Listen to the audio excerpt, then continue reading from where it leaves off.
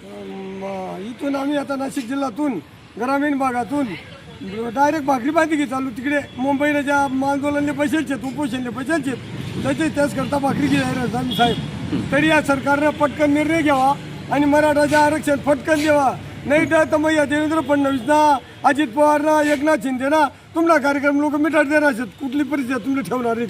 लोक तर ठरी जायचे तुमले जरी वाटत होते तरी त्या काही जरागे पाटील उपोषणले बसेलचे त्या 2-3 रिकामाला येतात ते हाकेचे ते तुमनं सदावरचेच आहे ती कोणती बाई शेती निश्चय रिकाम्या गाड्या दिला त्या साहेबले.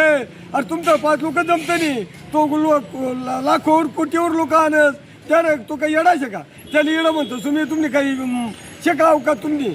तरी कुठली परिस्थिती आम्ही सगळा नाशिक कळवण तालुक्यातील भेंडी बगडू कळवण देसरानं सगळ्या गावात आम्ही लोक जाहीर राहिलो. आता मुंबईले आरक्षण घेतल्याशिवाय परत येणार नाहीत. हाय मेहरबानी करा. आणि या सरकारनं काय आटली बंद करता घ्या तुम्ही इंग्रजांना पुढे काय तर तुम्ही इंग्रज तरी बिचारा पाणी बिनी देत तुम्ही तर पाणी बंद भाकरी बंद जेवणाची सुद्धा आता ते आंघोळ असले देत नाही. तुमले तर खातं सामा तुम्ही खेळाचो या आमल्याकडे मग तुम्हाला कार्यक्रम लावतोच. राम राम मंडळी.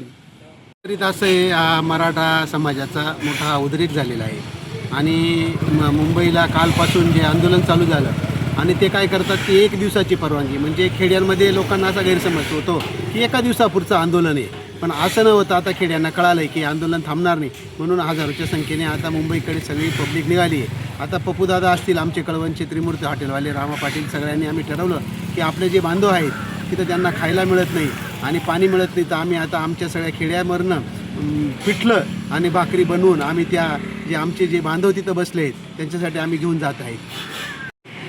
जे आदरणीय जरांगे पाटील या आंदोलनाला बसलेले आहेत व आपले लाखोच्या संख्येने आज मुंबईमध्ये सगळे मराठा समाज एकवटला आहे.